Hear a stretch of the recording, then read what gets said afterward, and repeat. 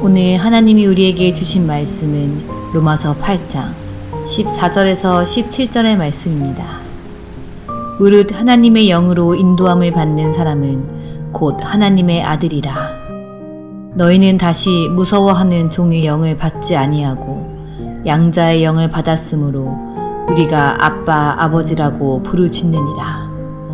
성령이 친히 우리의 영과 더불어 우리가 하나님의 자녀인 것을 증언하시나니, 자녀이면 또한 상속자 곧 하나님의 상속자요 그리스도와 함께 한 상속자니, 우리가 그와 함께 영광을 받기 위하여 고난도 함께 받아야 할 것이니라. 아멘.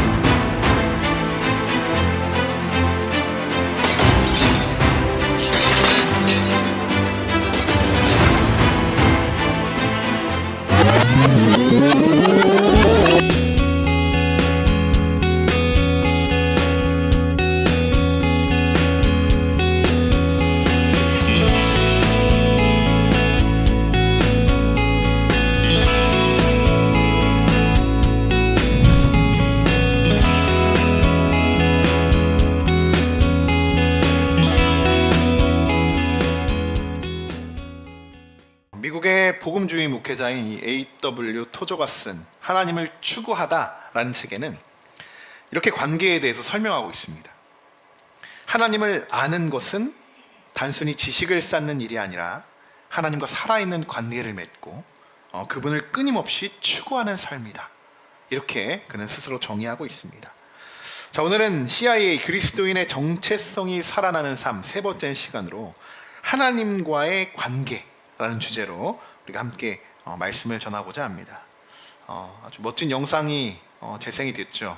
매주 이렇게 좀 시리즈에 맞는 영상을 좀 제작하고자 하는데, 아쉽게도 일부 예배 성도들은 보질 못하셨습니다. 자, 여러분, 관계는 우리의 삶을 결정합니다. 굉장히 중요해요.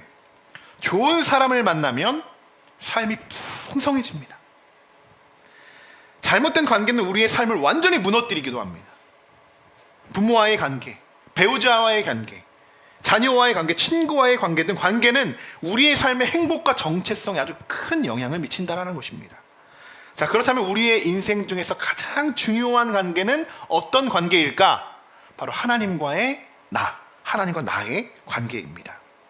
자, 오늘 본문은 하나님과 우리의 관계의 본질을 밝히며 그 관계 안에서 우리의 정체성이 무엇인지를 분명하게 말해주고 있습니다. 자, 먼저 본문은 관계의 대상이 누구인지를 분명하게 말씀합니다. 하나님의 영으로 인도함을 받은 사람은 곧 하나님의 아들이다 라고 선언합니다. 또한 우리는 다시 두려워하는 종의 영을 받는 것이 아니라 양자의 영을 받았기 때문에 우리가 하나님을 어떻게 부릅니까? 아빠, 아버지라고 부르게 되었다라는 것이에요. 자, 즉 본문은 하나님과 우리의 관계가 종과 주인의 관계가 아니라 아버지와 자녀의 관계임을 분명하게 보여주고 말씀을 시작합니다. 자, 오늘 우리가 가장 먼저 살펴보고자 하는 것은요, 관계의 시작점입니다. 관계의 시작점. 하나님과 우리의 관계가 어떻게 처음 맺어지게 되었는가? 14절에 기록되어 있죠. 무릇 하나님의 영으로 인도함을 받은 사람은 곧 하나님의 아들이라. 여러분, 이것이 관계의 시작입니다. 이 부분은 로마서 8장 전체의 핵심이다라고 봐도 과언이 아닐 정도로 아주 중요한 부분이에요. 여러분, 8장을 시작하면서 8장 1절 위에 소제목이 적혀 있습니다. 자, 그 제목이 뭐라고 되어 있습니까? 생명의 성령의 법. 8장의 주된 내용이에요. 생명의 성령의 법으로 소제조가 기록이 되어 있어요. 그런데 생명의 성령의 법이 관계랑 어떤 연관이 있는 것일까? 라고 생각할 수 있는데요, 아주 밀접한 연관이 있습니다. 관계는 곧 생명과 아주 밀접한 연관이 있다는 것을 오늘 우리 말씀 속에서 발견할 수 있습니다. 자, 2절 말씀 우리 함께 읽어볼까요? 이는 그리스도 예수 안에 있는 생명의 성령의 법이 죄와 사망의 법에서 너를 해방하였습니다. 아멘. 하나님과의 관계의 시작은 하나님의 영으로 인도받은 후부터 시작이었습니다. 그렇다면 하나님과 우리의 관계가 시작되기 전, 그럼 우리는 어디에 사로잡혀 있었다는 이야기입니까? 죄와 사망의 법에. 죄와 사망의 법에 우리가 사로잡혀 있었다는 이야기입니다. 바울은 8장을 시작하면서 무려 11절까지, 1절부터 11절까지 육신을 따르는 자와 육신의 생각을 갖고 살아가는 자들의 위험성에 대해서 아주 자세히 설명하고 있습니다. 자, 그 이유가 무엇일까? 하나님과의 관계를 방해하는 가장 큰 원인은 바로 육신을 따르는 삶이라는 것을 사도 바울이 깨닫게 해주고 있다는 것이에요. 5절과 6절 말씀 같이 한번 읽어보겠습니다. 육신을 따르는 자는 육신의 일을, 영을 따르는 자는 영의 일을 생각하나니 육신의 생각은 사망이요 영의 생각은 생명과 평안이니라. 아멘. 자, 여기서 육신, 이 육신은 하나님 없이 살아가려고 하는 죄된 본성을 말합니다. 자기중심적인 삶의 태도죠. 내 생각이 기준이 되고 내 욕심이 우선되고 하나님의 뜻보다 내 뜻을 더 앞세우는 삶이 바로 육신을 따르는 삶이에요. 그럼 오늘 우리가 꼭 점검해보고 넘어가야 하는 부분입니다. 나는 지금 하나님과 어떠한 관계를 맺고 있는가? 육신의 생각을 따르는 형식적인 신앙생활을 우리가 하고 계십니까?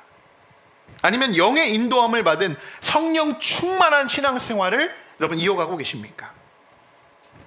만약 내가 이전보다 하나님 관계가 조금이나마 멀어졌다라고 생각이 드신다면 그때는 대부분 이런 경우일 때가 많습니다. 우리의 마음이 성령의 인도하심보다 육신의 욕망과 세상의 가치관에 더 우리가 중심이 되어 따라가고 있었을 것입니다. 내가 육신을 따를수록 하나님과의 관계는 점점 희미해지고 성령의 음성은 점점 들리지 않습니다. 당연하겠죠. 점점 거리가 멀어지는데 그분이 아무리 말씀하셔도 그 음성이 뭐라고 말씀하시는지 잘 들리지가 않아요. 그래서 육신을 따르는 삶은 단순히 몇 가지의 죄를 짓는 그러한 수준의 문제가 아니라는 것입니다. 하나님과의 관계를 무너뜨리는 가장 위험한 삶의 방식입니다. 육신의 생각은 결국 하나님과 원수가 되게 하고 하나님의 뜻에 순종하지 못하게 하며 마침내 생명이 아니라 사망으로 우리를 인도하여 계신다. 그래서 오늘 사실 이 말씀을 통해서 우리가 다시 한번 깨달아야 하는 줄 믿습니다. 자, 여러분, 많은 사람들이 우리가 살아가요. 이 세상을 살아가면서 가장 어려워하는 것 중에 하나가 있습니다. 우리 많이 고학년이신 우리 5학년, 6학년, 7학년 중학생분들 그분들도 참 어려워하는 부분이 있어요. 뭐냐면 관계를 맺는 일입니다. 관계. 그만큼 사람과 사람이 서로를 이해하고 소통하는 것이 어렵다라는 겁니다. 당연한 겁니다. 사람마다 생각이 다르죠. 가치관이 다르죠. 자라온 환경이 다릅니다. 그래서 늘 관계에는 갈등이 생깁니다. 상처가 생깁니다. 때로는 부딪혀서 멀어지기도 합니다. 관계를 잘 맺지 못하는 사람들의 특징을 한번 우리가 잘 관찰해 보면 어떤 관계냐? 일방적인 관계를 유지하려고 해요. 상대방의 이야기를 듣기보다 본인의 이야기만 하고 또 상대방을 이해하기보다 자신의 생각만, 입장만 내세웁니다. 관계를 맺으려면 만나고 교제해야죠. 관계를 위해서는 시간을 투자해야만 합니다. 근데 시간을 투자하지도 않으면서도 좋은 관계가 유지되기를 원해요. 그리고 그 사람이 나에게 시간을 투자하기를 원합니다. 그러나 그런 관계는 오래 갈 수가 없어요. 반대로 관계를 잘 맺는 사람들을 보면 어떤 특징이 있는가? 관계를 일방적으로 유지하지 않습니다. 진심 어린 대화와 신뢰와 배려, 그리고 무엇보다 내 생각을 주장하기 이전에 상대방의 마음을 더 헤아리고 이해하려고 노력합니다. 그래서 갈등이 있어도, 갈등이 없다는 이야기가 아니에요. 관계 속에는 갈등이 항상 있습니다. 갈등이 있어도 그 시간을 통해서 관계가 오히려 깨지는 것이 아니라 오히려 더 돈독해지고 단단해질 수 있다는 이야기입니다. 좋은 관계는 언제나 관심과 소통 그리고 응답이 있을 때 자라납니다.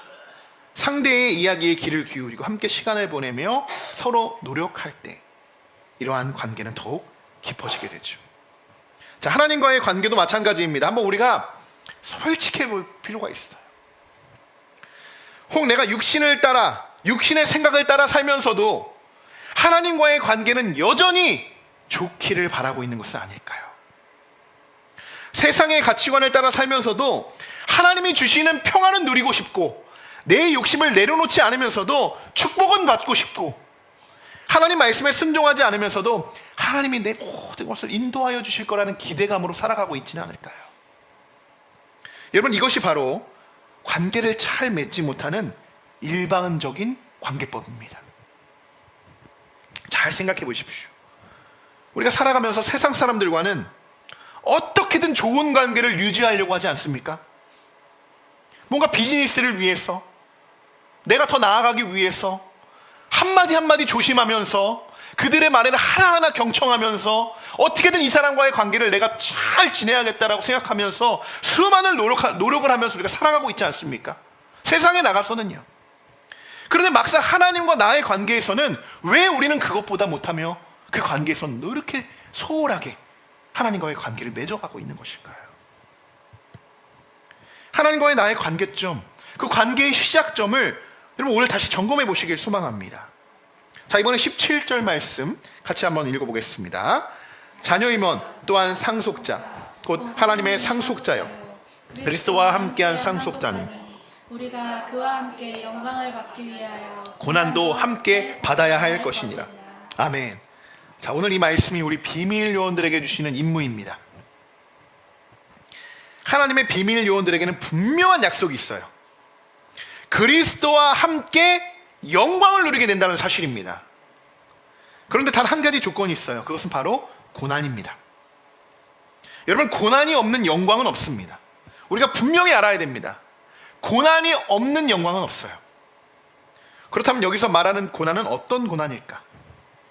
바로 예수님께서 걸어가셨던 십자가의 길입니다. 예수님을 믿기 때문에 감당해야 하는 고난이 있어요. 세상의 뜻대로 사는 게 아니라 하나님의 뜻대로 살아가기 위해서 여러분 수많은 것들을 포기해야 할 때가 있습니다. 세상의 방법이 아니라 하나님을 선택하면서 걷게 되는 어려움도 있어요. 예수님께서는 그것을 뭐라고 이야기하냐? 좁은 문, 좁은 길이라고 말씀하십니다. 많은 사람은 넓은 길을 선택하지만 생명으로 인도하는 길은 좁고 찾는 이가 적다라고 제자들에게 말씀하시죠. 여러분, 예수님은 우리를 위해서 십자가를 주셨습니다. 십자가를 주셨어요. 죄 없으신 분이 수치와 조롱을 당하시고 채찍을 맞으시면서 그 모든 순환과 고난을 기꺼이 감당하셨습니다. 그리고 우리에게 말씀하셨죠. 누구든지 나를 따라오려거든 자기를 부인하고 자기 십자가를 지고 나를 따를 것이라. 여러분, 지금 이 시대에 우리가 살아가는 우리들에게 십자가를 지고 그분을 따라간다라는 것 어떤 의미일까요? 십자가를 진다는 것은 단순히 그냥 어렵고 크고 힘든 문제, 그것을 힘듦을 겪는다는 의미가 아닙니다. 예수님을 선택하기 위해서 내 모든 삶을 내려놓음의 시작이라는 것입니다. 그 길은 결코 쉬운 길이 아니에요. 고난 가운데 참여해 보십시오. 때로는 손해를 봅니다. 때로는 오해도 받아요. 때로는 눈물을 흘려야 하는 길이에요. 믿음을 지키기 위해서 세상과 타협하지 않아야 하고요. 자신의 욕심보다 다 내려놓고 하나님의 뜻을 선택하며 걸어가야 하는 길이 바로 십자가의 길입니다. 하지만 우리는 기억해야 됩니다. 좁고 힘든 길 분명하지만 그 길은 우리를 생명으로 인도해 준다는 사실입니다. 그리고 그 길 끝에는 하나님에게 반드시 우리에게 주어질 영광이 기다리고 있다는 사실, 여러분, 우리는 기억해야 하는 줄 믿습니다. 자, 18절 말씀도 같이 읽어보겠습니다. 생각하건대 현재의 고난은 장차 우리에게 나타날 영광과 비교할 수 없도다. 아멘. 바울은 이 말씀에서 아주 재미난 표현을 하고 있어요.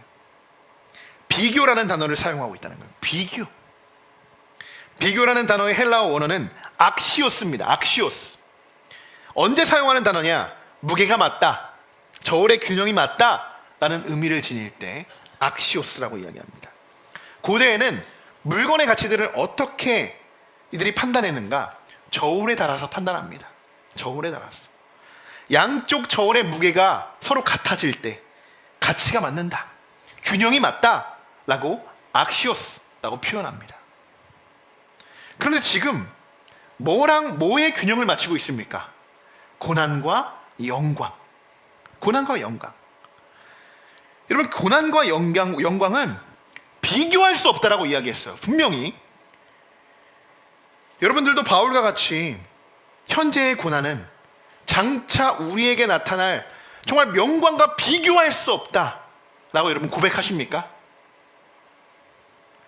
하지만 많은 그리스도인이 이 비교할 수 없는 두 가지를 저울에 올려서 비교하며 살아갑니다.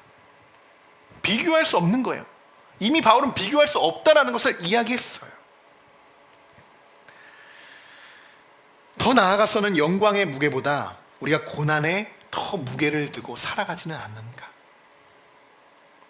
예수님 우리들에게 수고하고 무거운 짐진 자들아 다 내게로 와서 너희들 편하게 쉬어라, 이렇게 말씀하셨습니다.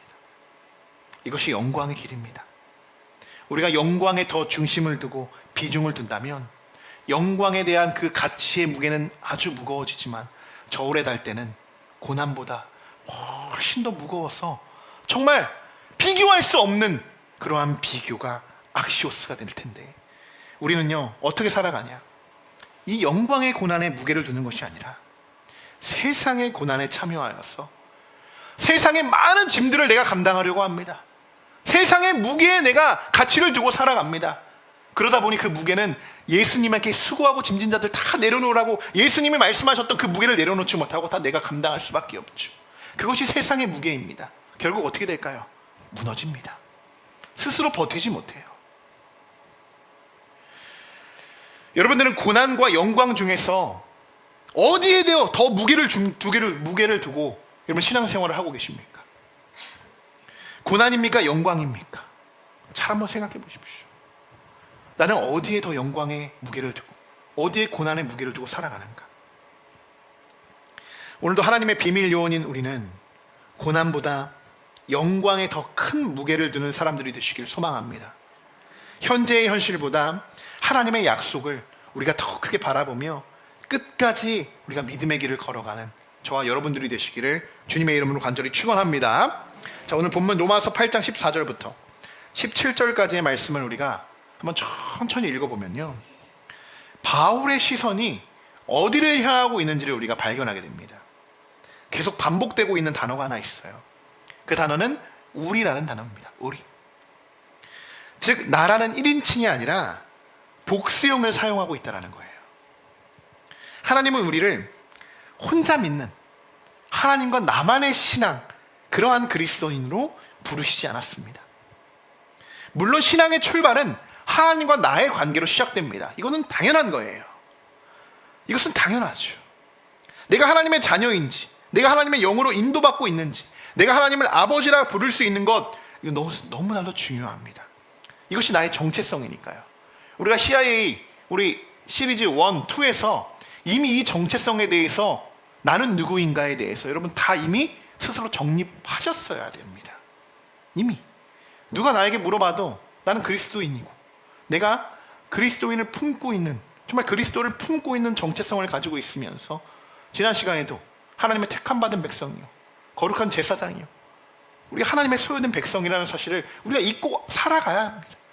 살아가지 않아야 하죠. 그 정체성을 우리가 가지고 있어야만 오늘의 말씀도 적용할 수 있는 거예요. 하나님과 나의 관계 중요합니다. 그런데 신앙은 여기서 끝나지 않아요. 하나님과의 관계가 회복된 사람은요, 자연스럽게 하나님과 하나님의 자녀들 관계에도 소중하게 여깁니다. 이 시간에는 제가 짧은 영상 하나를 준비했는데요. 하나그룹의 광고 영상입니다. 제가 우연치 않게 이 광고 영상을 보게 됐는데 우리 앞부분만 한번 짧게 우리 시청하겠습니다.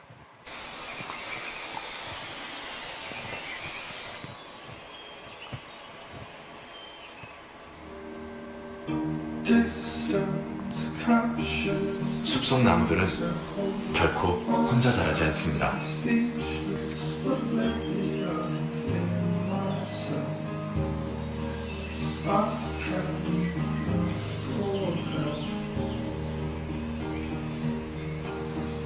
This wall saves me from equal pressure. This wall trains me to live in the outside space. I can feel my face. I'm gonna 자원은 나누고 책임은 순환하며 성장은 계속됩니다. 네, 저는 이 광고를 보면서 와, 이거는 분명히 크리스천이 만든 거다라고 생각했어요. 그래서 가장 먼저 떠오르는 게 뭐였냐? 이거 우리 나무 모임이었습니다. 나무 모임. 여러분들 어떻게 보셨어요? 이 영상을 보시면서 어떤 생각들이 떠오르셨습니까? 영상에 나오는 문구들을 보면요, 숲속 나무들은 결코 혼자 자라지 않습니다. 뿌리와 균사체로 형성된 연결망을 통해서 다 연결되어 있다는 거예요. 햇빛을 잘 받는 큰 나무. 그 큰 나무는 어때요? 그늘 아래 어린 나무에게 영양분을 나눠주고, 위험을 감지하면 주변 나무에게 신호를 보내서요, 미리 방어 물질을 두르게 하고, 여름에는 자작나무가 소나무에게, 겨울에는 소나무가 자작나무에게 남은 에너지를 전달하며 이 가혹한 계절을 함께 견딘다라는 거예요. 자원은 나누고 책임은 순화하며 성장은 계속된다. 공기업 기업의 CFO인데도 저 은혜를 받았습니다. 정말 이 영상을 보자마자 저는 지난번 주부터 시작되는 함께하는 교회 나무 모임이 생각났어요. 그래, 이거다. 이것이 우리 나무 모임의 정체성이다. 나무 모임이. 제가 OT 때도 말씀드렸던 부분이 바로 이런 부분이에요. 그늘 아래 어린 나무에게 영양분을 나눠주고, 우리 나무지기들의 역할이죠. 위험이 감지될 때 나 혼자 피하는 것이 아니에요. 함께 방어해주고, 함께 어려운 계절, 덥고 힘들고 춥고 한 모든 계절을 서로에게 힘이 되어주는 그러한 나무들.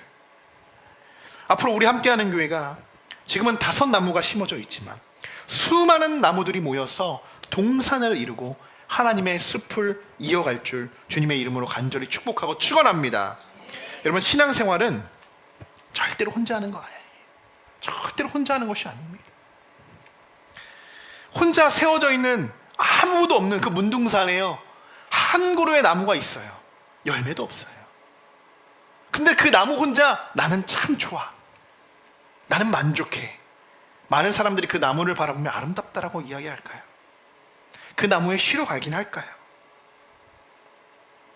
로마서 8장 28절, 우리 함께하는 그 기둥의 말씀입니다. 뭐라고 기록되어 있죠? PPT 안 나와요, 여러분. 뭐라고 기록되어 있죠? 우리가 알거니와 하나님을 사랑하는 자, 곧 그의 뜻대로 부르심을 입은 자들에게는 모든 것이 합력하여 선을 이루리라. 함께하는 교회 기둥 말씀입니다. 하나님이 그의 자녀들에게 원하시는 모습은요, 홀로 서 있는 나무 한 그루가 아니라 합력해서 선을 이루어가는 모습이에요. 나 혼자 열심히 신앙생활하면 된다고, 공동체도 필요 없고 그냥 나랑 하나님의 관계가 있으면 되지 라고 생각하는 사람들 간혹 있습니다. 정말 건강한 신앙일까요? 아닙니다. 저도 아들 셋의 아빠지만 아이들을 키우다 보면 다 같이 사이좋게 노는 게 좋죠.